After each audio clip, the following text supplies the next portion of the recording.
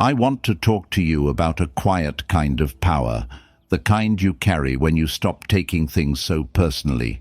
Not because you don't feel, but because you've learned to stay centered while the world keeps tugging at you from every angle. You know that moment when a comment lands and your chest tightens, the mind starts spinning stories, and suddenly you're arguing with a version of reality that only exists in your head. I've been there. The shift begins when you choose response over reaction, when you buy a few seconds of space and let your better self arrive. It's not indifference, it's inner leadership. The goal isn't to win every moment, or clap back smarter, or collect points. The goal is to protect your peace, to see clearly, and to act from clarity instead of bruised ego. Imagine carrying that steadiness into your day. Emails don't hijack your mood. Silence doesn't feel like rejection. Feedback stops sounding like a verdict on your worth. You remain present, curious, composed. And maybe that's all life is asking from us. A little more space between stimulus and self, so we can choose who we are, on purpose. The hidden cost of reactivity. There's a moment right after a trigger when the world feels smaller, like the walls close in, and the only thing that matters is defending yourself. In that narrow tunnel, we say things we don't mean. We fire off messages we wish we could unsend, and we turn small sparks into brush fires. The price isn't just a tense conversation or a bad afternoon. It's the erosion of trust with yourself. Every time you react on impulse, you teach your nervous system that urgency is the boss. You hand over the steering wheel to a feeling that was never meant to drive. Over days and weeks, those tiny handovers compound, peace drains, focus thins, and your relationships start carrying the residue of old arguments you never really wanted to have. The file puts it simply: reactivity taxes your clarity and your reputation, because people remember not just what you said, but the energy you brought into the room. What helps is making space, real, physical, breathable space, between the stimulus and the story, not to suppress emotion, but to meet it with a calmer authority. Think of reactivity like grabbing a hot pan with bare hands. You get burned, not because heat is evil, but because you didn't use the right tool. The tool here is a micro pause, one measured breath, a change in posture, eyes moving to the periphery for a second to widen the frame. It's small, almost invisible, and that's why it's powerful. You're telling your body, we are safe enough to choose.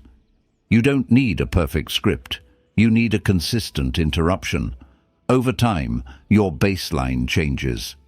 The moments that used to hijack your day become reps, practice sessions for steadiness, until calm starts to feel like home again.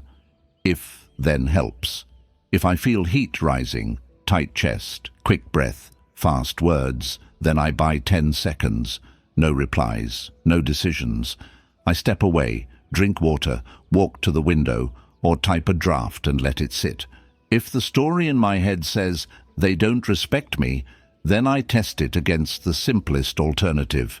Maybe they're busy, maybe I'm tired, maybe I need more data. Not to excuse bad behavior, but to refuse the most expensive response, the one that costs me peace. The point isn't to become a monk overnight. It's to stop paying hidden fees on every interaction. Because the fee structure is brutal, every instant reaction charges interest, and it's your attention that gets debited first. Reactivity will always knock. You don't have to open the door. You can glance through the peephole, see the old patterns smiling back at you, and decide to keep the lock on. That's not coldness, that's care. It's the quiet decision to protect the quality of your day, and by extension, the quality of your life. And maybe, the moment you stop letting every knock become an invitation, you create enough silence to hear something wiser inside. You speak. Why your brain sabotages you. It isn't malice, it's protection that overshoots the mark. The same biology that kept your ancestors alive still lives in you, scanning for threat, tagging anything uncertain as danger. A delayed reply, a raised eyebrow, a meeting invite without context. Your nervous system doesn't wait for evidence, it acts on probability. Fast beats accurate. That's why a simple comment can feel like an attack. Why silence can feel like rejection. Why your mind starts building entire movies from a single frame. The amygdala flips the lights to red, and before the prefrontal cortex can arrive with context, you're already halfway into a reaction you didn't choose. Here's the twist. Your brain hates unfinished stories even more than it hates bad outcomes.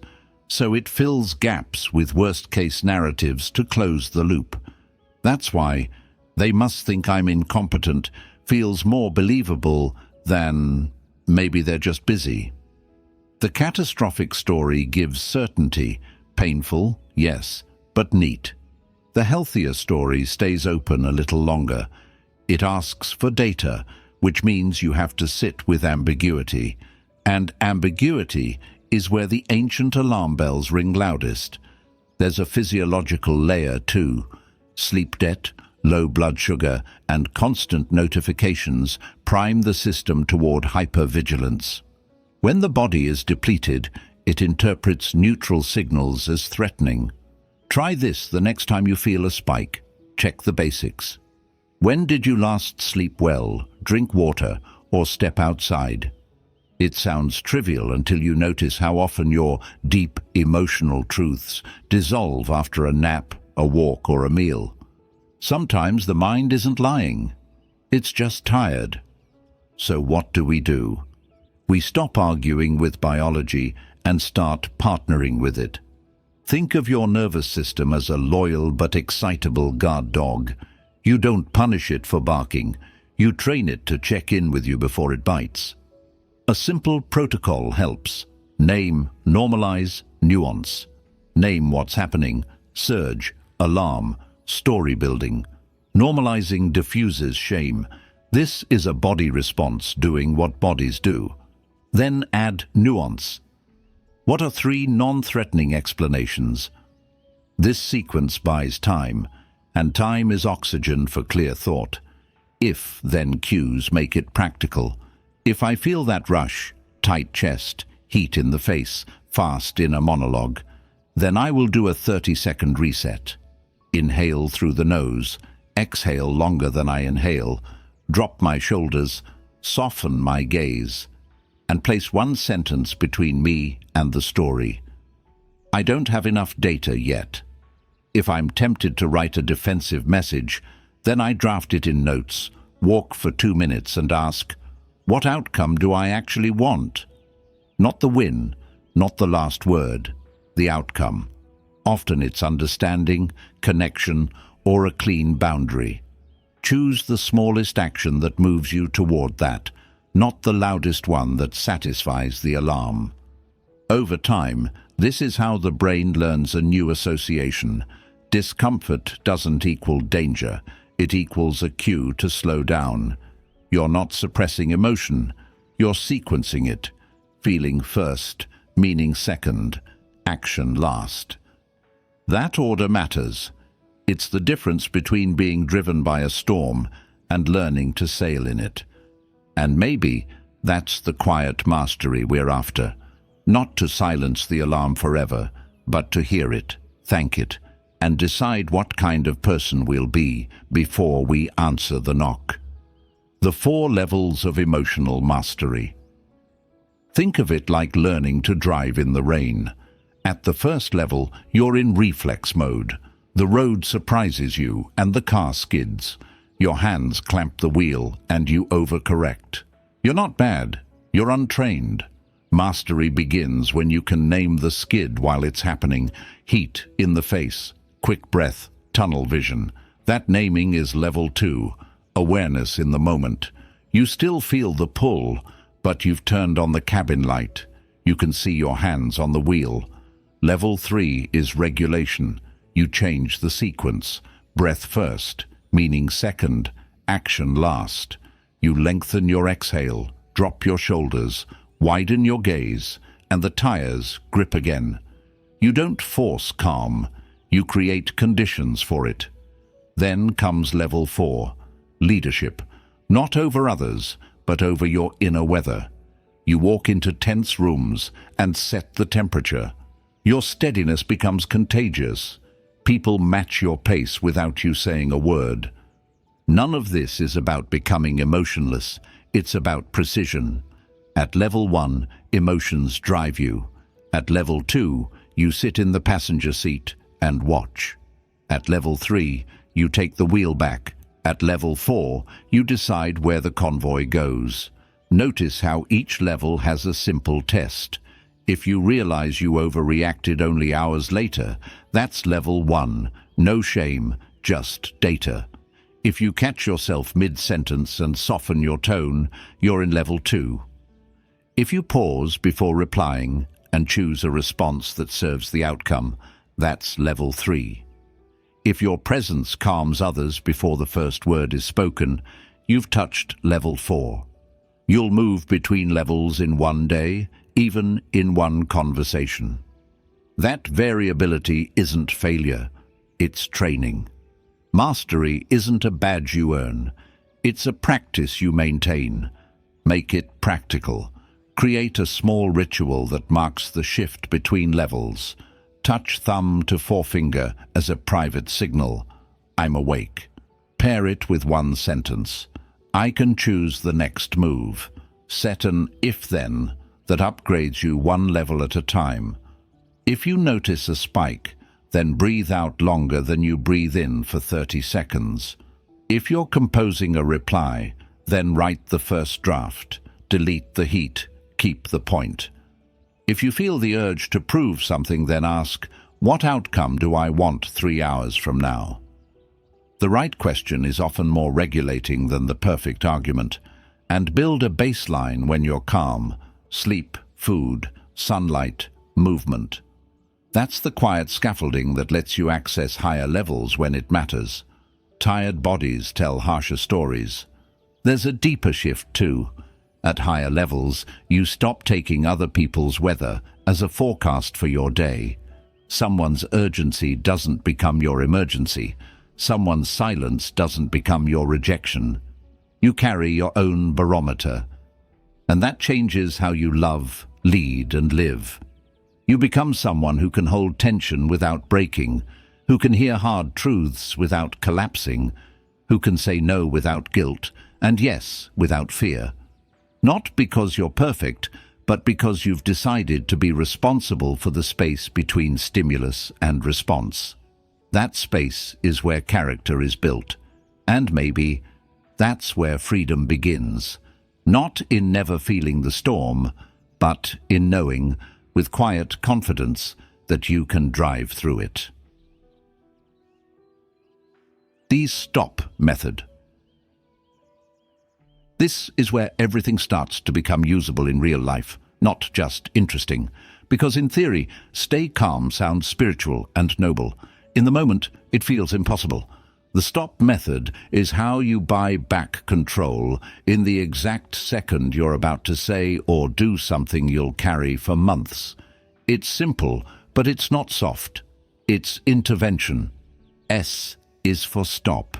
You interrupt the automatic sequence. No defending yourself. No explaining. No reacting. Even 2 seconds of stillness is enough to block the emotional autopilot from taking over. When you stop, you're not losing. You're stepping out of the role of the triggered one and back into the role of the one who gets to choose. T is for take a breath, not the dramatic sigh. A real one. In through the nose, slow. Out through the mouth, slower. Longer exhale than inhale. That pattern tells your nervous system, we are not in physical danger, which lowers adrenaline and gives your thinking brain a chance to come back online. You're literally changing your chemistry so that logic has a seat at the table again. This is where you move from survival to awareness. O is for observe. You watch what's actually happening, not the story your mind is already broadcasting. Where is the tension in your body? What emotion is here? Anger, fear, shame. You name it directly. I feel disrespected. I feel left out. I feel attacked. Naming is powerful because unnamed emotion becomes behavior. Named emotion becomes information, and information can be worked with. P is for proceed, and this is important. Proceed does not always mean go talk. Sometimes it means walk away, delay the reply, or say, I'll answer this later. Sometimes it means setting a clear boundary in a calm tone. Sometimes it means re-engaging with softness instead of accusation. Proceed means you act in service of the outcome you actually want, not in service of the impulse that hit you first. Here's why this works. Without stop, your nervous system writes the scene and you just perform it. With stop, you become the director. The moment that was about to control you becomes a moment you control. You're still feeling everything, but you're not owned by it. You're in possession of yourself. Make it practical. If I feel the surge, heart rate up, face getting hot, that I need to respond right now pressure, then I silently run stop before I do anything. No exceptions. That becomes the rule. And you train it when stakes are low, so it's there when the stakes are real. Practice it in traffic. Practice it when your phone lags. Practice it when someone interrupts you. You normalize pausing, so pausing stops feeling like weakness and starts feeling like identity. And something else happens when you do this consistently. People feel it. Your presence changes. You stop coming across as frantic, defensive, easily provoked. You start feeling grounded, measured, harder to move. That becomes your social signal, and people treat you according to the signal you send. Calm is not passive. Calm is authority. You don't have to win every argument. You just have to stop letting every argument turn you into someone you don't respect. That's the real win. And maybe this is the first time you realize you don't actually need to fight to be powerful. Advanced techniques. This is where we turn calm into a skill you can deploy on command. Think of these as precision tools you keep in your pocket, not big dramatic rituals, but small switches that change the state of your body and the quality of your mind within seconds. The aim isn't to become superhuman, it's to give yourself enough leverage over the moment that your best judgment can actually show up. Start with the body, because the body sets the ceiling for the mind. Try the longer exhale reset. Breathe in gently through the nose, then breathe out a little longer than you breathe in. Do that 5 times. Longer exhale tells your system there's no physical threat. Your heart rate follows, and thoughts get room to organize. Add the jaw-shoulder release. Unclench your teeth. Let the tongue rest. Drop the shoulders 1 inch. Tiny, almost invisible. And yet, your entire signal to the nervous system changes from brace to allow. Now widen your visual field. We tunnel our vision when we're stressed. It narrows options and spikes urgency. So soften your gaze and notice the edges of the room, the ceiling line, the far wall. Peripheral awareness tells the brain we can see more than the problem. With that one move, options start to reappear. It's not magic, it's mechanics. Then use language to unhook from the story.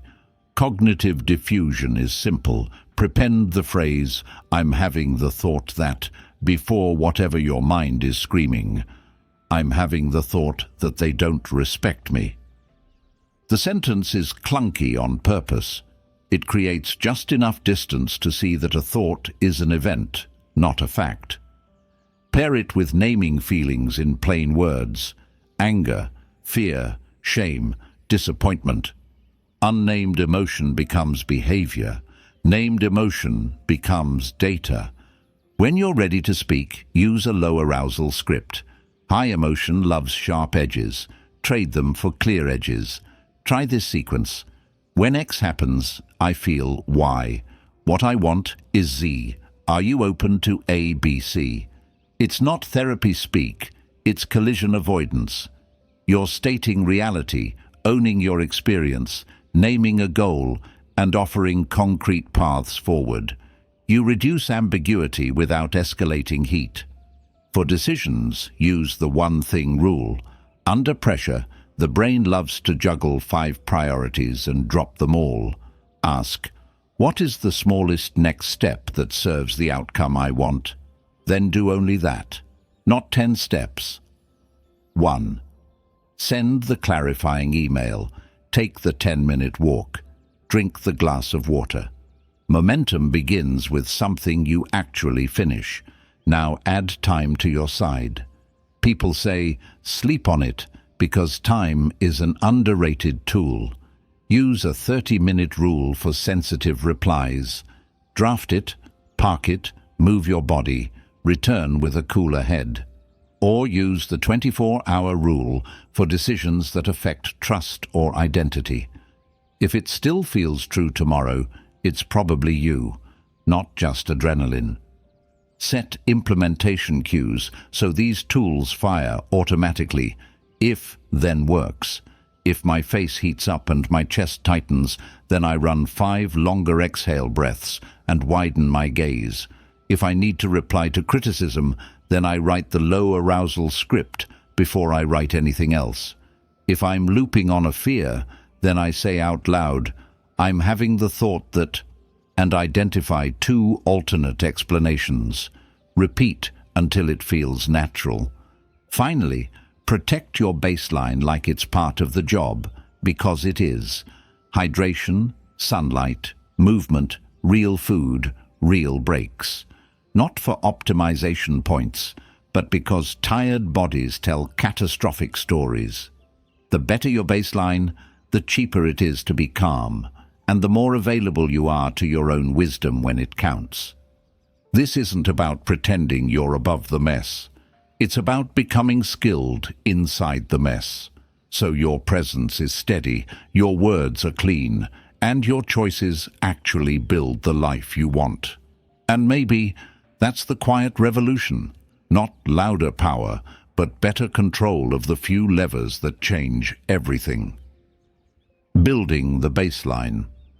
Think of your calm like a battery, not a miracle. When the battery is low, everything costs more. Patience, empathy, focus.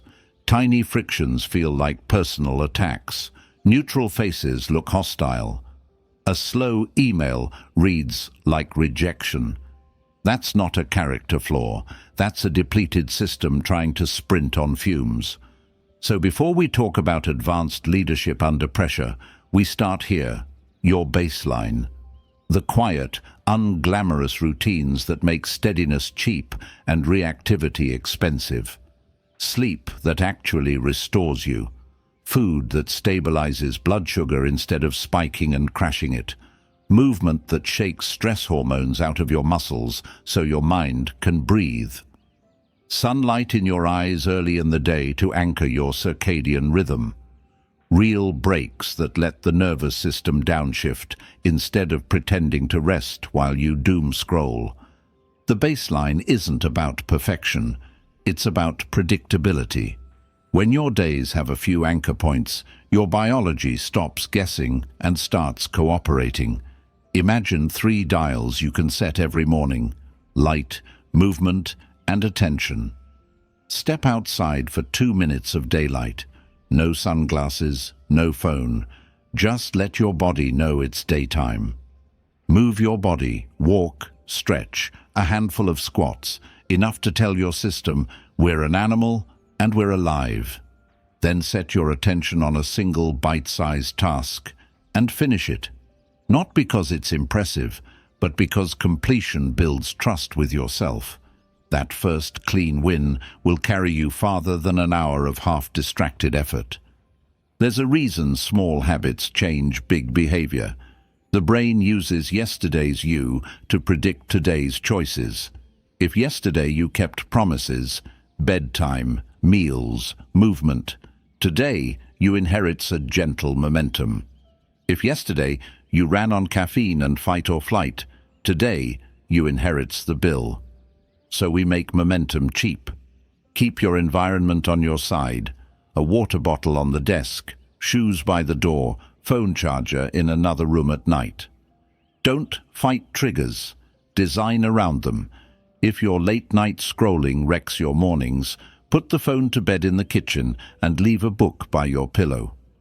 If afternoon crashes make you edgy, front-load protein and take a 10-minute walk after lunch. These tweaks aren't life hacks. They're load-bearing walls. They reduce the number of heroic decisions you need to make. Make it simple. Make it automatic. If, then helps. If I wake up, then I go outside before I check anything. If my energy dips, then I drink water and walk for 5 minutes before I reach for caffeine. If I feel the early signs of irritability, tight jaw, short replies, then I eat something real and step away for 2 minutes. You're not negotiating with willpower. You're installing rails so the train stays on track even when fog rolls in. And when you inevitably miss, because you will, reset fast. Don't turn one tired evening into a story about how you always fail. That narrative drains more energy than a missed workout ever could. Baseline also means boundaries, because nothing depletes the battery like being endlessly available. Protect focus blocks the way you'd protect a medical appointment. Start saying, "I'm heads down for the next hour. I'll reply at 2. Not to be difficult, but to be dependable. People learn your rhythm. You stop living on their alarms. And remember, joy is fuel. 10 minutes of something that makes you feel human. A song on repeat. A call with a friend who laughs easily. Cooking something with your hands can reset your whole day. Quiet pleasures are not indulgences. They are maintenance. You don't need a new personality to be calmer. You need a stronger floor to stand on. Build that floor with rest, rhythm, and a few non-negotiables that keep your system resourced. Then watch how much easier it becomes to run the plays from earlier chapters. Calm stops being a fight and starts being a side effect. And maybe that's the point, to make steadiness so affordable that you have energy left for a better life, not just a better mood. Your brain on mastery. Practice changes architecture, not in a poetic way, in a literal, biological way. Every time you interrupt a reaction and choose a cleaner response, you engrave a small path in your nervous system. At first, that path is fragile, like walking through tall grass. The old trail of reactivity is wider, faster, familiar. But repetition lays down pavement. The signal to noise improves. What felt like white-knuckling calm turns into something quieter. Default steadiness. You still feel the first surge, but it doesn't get full custody of your behavior. Awareness arrives sooner. Choice follows closer. And the moment that used to own you becomes a moment you can use. There's a loop forming under the surface. Stimulus, arrow, sensation, arrow, naming, arrow, breath, arrow, perspective, arrow, action. In the beginning, you discover this loop after the fact. I should have paused. Then you find it mid-spiral. Wait, name it. Eventually, you start ahead of it. Your body reads the early tells and begins the sequence for you. Shoulders drop, exhale lengthens, eyes widen to take in the room, and the story generator in your head loses its grip. That's not magic, it's efficiency. The brain stops paying the tax of panic and redirects that energy to problem-solving, empathy, and timing. Identity shifts along with circuitry. When you keep small promises, run the stop method, protect your baseline, choose the outcome over the impulse, you stop seeing yourself as the hot-headed one, the people pleaser, the overthinker. You become the person who buys time. People feel it. They start presenting you with fewer fires and more facts. Meetings change shape. Arguments end sooner. Not because the world got nicer, but because you've stopped feeding the parts of it that grew on your reactivity. Make it practical. Install daily reps that keep mastery online. 2 minutes in the morning. Breathe. Widen your gaze. Ask, what's the one outcome I'll optimize for today? One pause at midday. Stand. Drink water. Reset posture. Name the current emotion without judgment. One evening audit. Where did I buy 10 seconds today, and what did that change? It's modest on purpose. Mastery isn't built in heroic bursts. It's built in quiet repeats you actually do. Language matters too. Switch from verdicts to variables. Instead of, I'm bad at pressure, say, under low sleep and high uncertainty, my system defaults to speed. That sentence points to levers you can move. Sleep, clarity, pacing.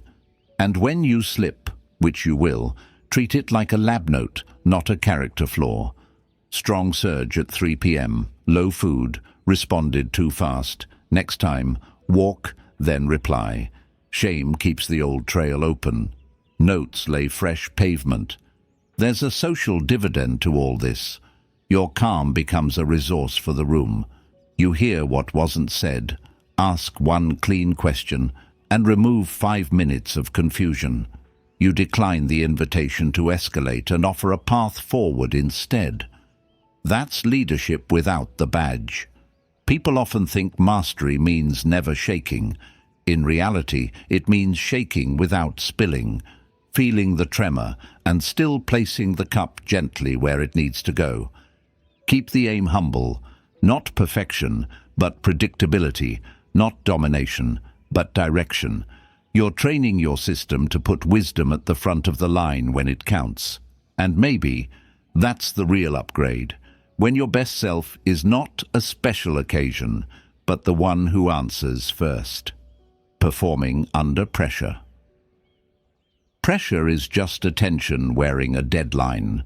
The room gets louder, the stakes feel higher, and your body does what bodies do, it mobilizes. Most people interpret that mobilization as a problem to get rid of. Mastery treats it as fuel to be directed. You don't try to feel nothing, you learn to feel clearly. Start by renaming the sensation. Instead of, I'm anxious, try, this is activation. Same heartbeat, different meaning. The label matters because the story you attach to a sensation decides the next minute of your life. Activation can sharpen your focus, widen your time sense, and power your delivery, if you give it a job. Give it a job with a pre-pressure ritual. Keep it short and repeatable so your system recognizes the cue. 3 steps will do. Breathe. Longer exhale than inhale. 3 to 5 reps. Align. Shoulders back and down. Feet grounded, jaw unclenched. Aim. 1 sentence. My job is X. The sentence must be concrete. Clarify the plan. Ask 2 good questions. Show care and direction. Rituals are not superstition. They are agreements with your nervous system about who's driving. Next, compress the moment. Under pressure, the mind wants to juggle 10 variables and drop them all. Cut to 1 outcome and 1 next move. If it's a hard conversation, your outcome might be understanding plus boundary. Your next move might be a calm opener. I want us to get this right. Can we slow down and walk through it? If it's a presentation, aim for clear, useful, brief, and begin with the map. In 5 minutes, I'll show you the problem, the path, and the trade-offs. Pressure rewards those who make the road visible. Use low arousal language. You can carry decisive content in a gentle tone, swap accusations for observations. When deadlines shift day of, we miss quality. Swap mind reading for requests. Can we lock tomorrow's deliverables by 3 p.m.? The point isn't to be nice, it's to keep the channel open so information can move. Heat shuts channels, clarity reopens them. Build a pressure pocket for the worst second, the one where your pulse spikes and words rush. Put 2 micro-behaviors there, the silent breath and the anchor phrase. Breath buys time, the phrase buys direction. Choose one that fits you. Slow is smooth. Outcome over impulse. Lead with calm. You don't say it to impress anyone. You say it to keep your hands on the wheel. Expect imperfection. You will stumble mid-sentence. You will forget a point. Someone will interrupt. Make recovery part of the plan. Name the slip. Steer back. Let me rewind that in 1 sentence. I lost the thread. Here's the headline. Recovery communicates more competence than flawless delivery because pressure reveals process. Show your process. Orient, simplify, proceed, and protect your after. High-pressure moments leave residue. If you don't clear it, the next hour pays. 2 minutes of decompression. Walk the hallway. Drink water. Let the jaw unclench. Name one thing that went right and one thing to improve. Prevents a spiral. You're teaching your system that intensity is survivable and closable. Performing under pressure isn't about becoming bulletproof. It's about staying permeable without being porous, letting information pass through while your center stays intact. You don't mute your humanity, you marshal it. And maybe that's what real presence is in the moments that matter. Not the absence of tremor, but the choice to place the cup steadily, even while the hand still shakes. The integration. If there's a thread running through everything we've built, it's this. You are allowed to keep your center. Not as a performance, not as a mask, but as a quiet agreement with yourself about how you will meet the world. You've learned to buy time when a surge hits, to breathe before you bite, to name the feeling without letting it name you. You've seen how stories form when data is thin, how the body's alarms mean pay attention, not panic now, and how small rituals turn calm from an accident into a practice. This is where it all comes together, not as tips, but as temperament. The kind you can carry into a hard conversation, a messy inbox, a tense room, and still be you. Start the day by deciding what you'll optimize for. Not everything, one thing. Clarity in a meeting, warmth with your partner, clean boundaries around your focus block. Then run the sequence you know works. Longer exhale, shoulders down, widen the gaze. Choose a sentence that points you toward the outcome. When friction shows up, and it will, hear your first story, thank it, and ask for a second. Trade speed for accuracy, heat for precision. If someone's tone spikes, don't mirror it. Set the room's temperature with yours. If you feel pulled into proving, step back into purpose. What am I actually here to do? Make your boundaries boring, predictable, consistent, undramatic. I'll reply after 2. Let's take this tomorrow. I can't do that, but I can do this. Boundaries stop being battles when they become rhythms, and protect the baseline that makes all of this affordable. Sleep that lands, light early, movement daily, real food, real breaks. Not because you're chasing optimization, but because tired bodies tell catastrophic stories, and you have better stories to live. When you slip, and you will, use it. Don't turn a shaky moment into a shaky identity. Log it like a scientist. What triggered the surge? What tool did you skip? What will you try differently next time? Mastery is not a straight line. It's a spiral. You revisit the same lessons with a little more honesty and a little less noise each time. That's growth you can feel. And in your relationships, let presence do more work than performance. Listen a breath longer. Ask the clarifying question. Offer the clean request. When blame tries to recruit you, bring it back to behavior and specifics. When silence tries to scare you, bring it back to data and patience. You're not here to win at arguments. You're here to build something worth coming home to, inside and around you. Maybe the real power of not taking things personally isn't about thicker skin at all. Maybe it's about a fuller heart, one that can hold tension without lashing out, hold space without disappearing, and hold its own shape in any room. You won't control every outcome. You don't need to. You'll control the only thing that ever mattered, the way you meet the moment. And maybe that's all life is asking from us. One honest breath, one clean choice, then the next. Before we go, take one breath with me, in through the nose, out a little longer. Keep that rhythm as you step back into your life. Remember, you don't have to fix everything today. You just have to choose who you'll be in the next hard moment. Calm over speed, clarity over story, purpose over pride. If something stings, you'll buy 10 seconds. If a message provokes you, you'll draft and delay. If your energy dips, you'll protect the baseline instead of spending the last of your patience on noise. That's how change actually happens, not with grand declarations, but with small, repeatable agreements you keep when nobody's watching. And if this spoke to you, don't just nod. Run one tiny experiment today. Send the cleaner message. Take the walk before the reply. Ask the one question that turns heat into information. Then see how the day feels when you're the one setting the temperature. If it feels a little steadier, a little kinder, keep going. Because the world doesn't need a louder version of you. It needs the steadier one you've been building here, breath by breath.